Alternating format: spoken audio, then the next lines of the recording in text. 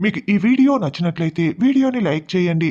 కౌశికి, సుధాకర్, జగదాత్రి, కేదార్ గార్డెన్‌లో నిలబడి మాట్లాడుకుంటూ ఉంటారు. వదిన, ఎవరికీ ఎటువంటి బాధ కలగకుండా, ఏ సమస్య రాకుండా నా దగ్గర దీనికి ఒక ప్లాన్ ఉంది వదిన అని దాత్రి చెప్తుంది.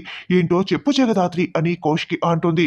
ఇప్పుడు సుధాకర్ మామయ్య కేదార్‌ని దత్తత తీసుకున్నారనుకో, అప్పుడు కంపెనీ సీఈఓగా కేదార్‌ని అపాయింట్మెంట్ చేసుకోవచ్చు. అప్పుడు కస్టమ్స్ దగ్గర ఉన్న ఆ కంటైనర్స్‌ని సీఈఓగా ఉన్న కేదార్ సంతకాలతో వాటిని విడిపించుకు తీసుకురావచ్చు అని ధాత్రి చెప్తుంది. అవును జగదాత్రి, నువ్వు చెప్పింది చాలా బాగుంది. బాబాయ్ మీరేమంటారు? కేదార్‌ని మీరు దత్తత తీసుకుంటే అప్పుడు కంటైనర్స్‌ని విడిపించుకు రావచ్చు.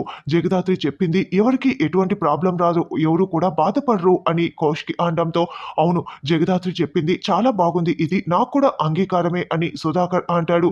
తర్వాత సుధాకర్ డైనింగ్ టేబుల్ దగ్గర కూర్చొని ఉంటే ఫ్యామిలీ మెంబర్స్ అందరూ కూడా నిలబడి ఉంటారు. నేను ఒక నిర్ణయం తీసేసుకున్నాను.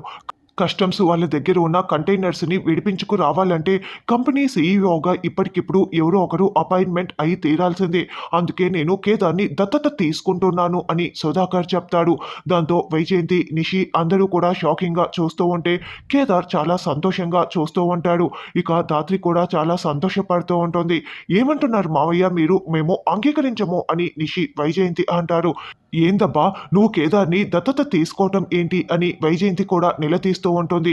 నేను ఆల్రెడీ నిర్ణయం తీసేసుకున్నాను. ఇది కేవలం మీకు నా నిర్ణయాన్ని మాత్రమే చెప్తున్నాను. మీ పర్మిషన్‌లు, అనుమతులు నాకేమీ అవసరం లేదు.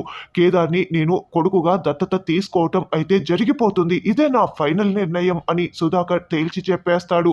కంటైనర్‌లని విడిపించుకోవటం కోసం ఇప్పుడు కంపెనీకి సీఈఓ చాలా ముఖ్యం కాబట్టి కేదార్‌ని దత్తత తీసుకోవటం ఖాయం అని సుధాకర్ తేల్చి చెప్పేయటంతో నిషి, వైజయంతి ఇక షాకింగ్‌గా గుడ్లప్పగించి చూస్తూ ఉంటే కేదార్, ధాత్రి మాత్రం ఒకరిని ఒకరు చూసుకుంటూ సంతోషపడుతూ ఉంటారు.